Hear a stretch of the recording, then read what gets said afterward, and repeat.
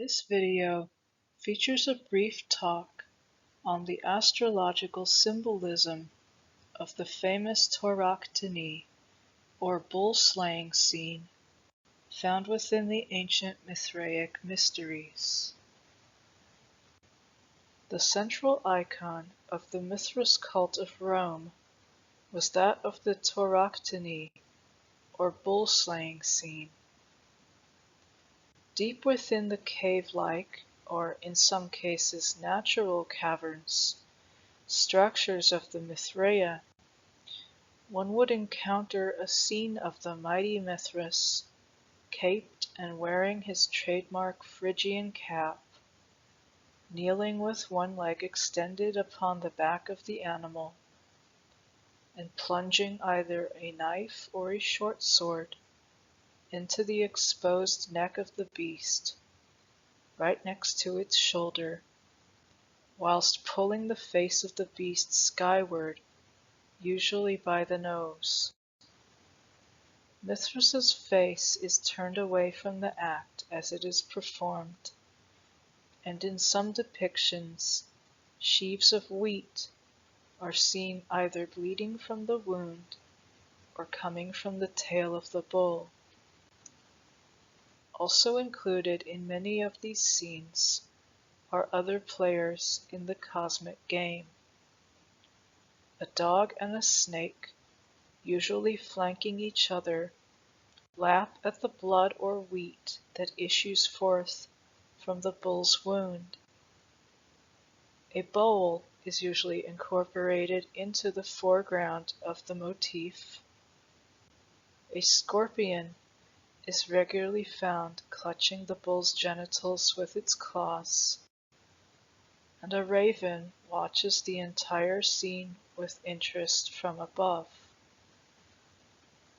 Also regularly included with this central bull-slaying motif are a pair of twin torchbearers, named Cautes and Cautopates respectively, that stand on either side of the scene. Cautes pointing his torch up, Cautopates pointing his towards the earth. Behind this scene are quite regularly anthropomorphic representations of the sun, Sol or Helios, and the moon, Luna or Selene, driving their chariots through the sky. The complex scene is always found rendered in a very pious and reverent manner. The Neoplatonist Porphyry, writing in the 3rd century CE about the religion of Mithras, compared its symbols as specifically dealing with astrological archetypes and constellations. To quote, "Mithras' own seat, however, is determined by the Equinoxes.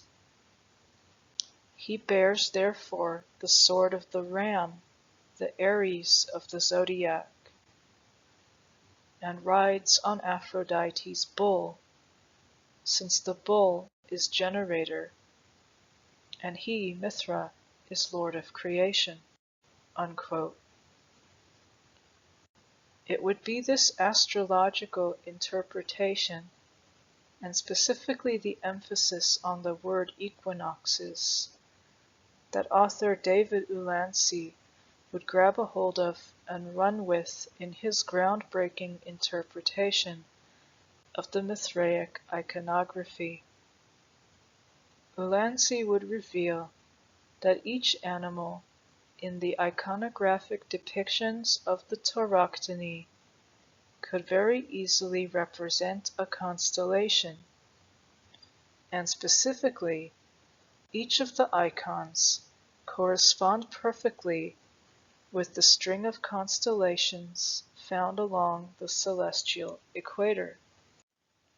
Taurus the bull, Canis Minor the dog, Hydra the snake, Crater the bowl or cup, Corvus the raven, Scorpius the Scorpion, and the mighty deified constellation of Perseus, located directly above the constellation of Taurus, corresponding with the great god Mithras himself, the mover of the heavens.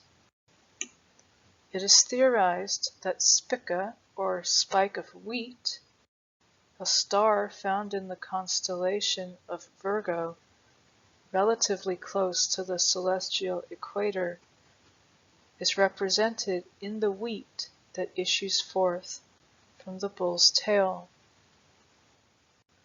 Ulansey also noted that the sacred star cluster of the Pleiades, known also in the ancient world as the Seven Sisters, is located within the constellation of Taurus, in precisely the same location as the shoulder wound found in the iconography.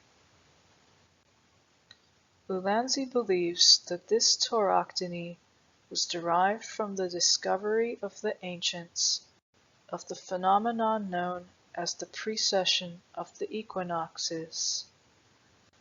As the world orbits the sun, subtle shifts in its trajectory take place, so that certain constellations are highlighted and others obscured over time. In this case, the spring equinox, which at one point in time was highlighted by the rising of the constellation of Taurus, eventually shifted over the course of approximately 2,000 years or so to be highlighted by Aries instead. He believed that the ancients then began worshipping Mithras as not only the mighty deified Perseus, whose constellation stood above the bull, but as the cosmic ruler, or cosmocrator, that shifted the heavens as he wished. Over time, Mithras began to also be worshipped as a solar deity. His name in many instances, including the epithet Sol Invictus, or unconquerable sun, thereby being associated with the solar cult of the Roman Empire, established by Aurelian in 274. From the humble beginnings of the deity among the tribes of the Near East, to its inclusion in the cult of the Roman emperor himself, the religion of Mithras still astounds and bewilders historians to this day, who over 1,600 years after the cult's demise wish to delve deeply into its secret rites. There are, of course, volumes upon volumes of discourse and speculation concerning the minutiae of the subject, from the significance of the torchbearers and their relation to the Grecian Dioscuri, as well as the 7 hierarchical grades of sacred initiation,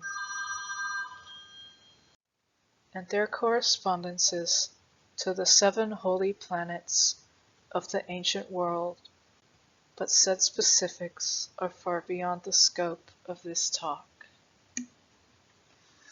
Thank you for watching. Please like and share this video, hit the subscribe button, and feel free to ask me any question in the comments section below. Due to the sacred nature of these videos, I would prefer to keep them ad-free.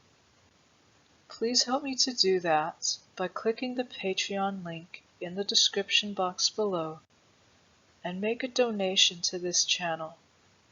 Every dollar counts. Thank you for your support.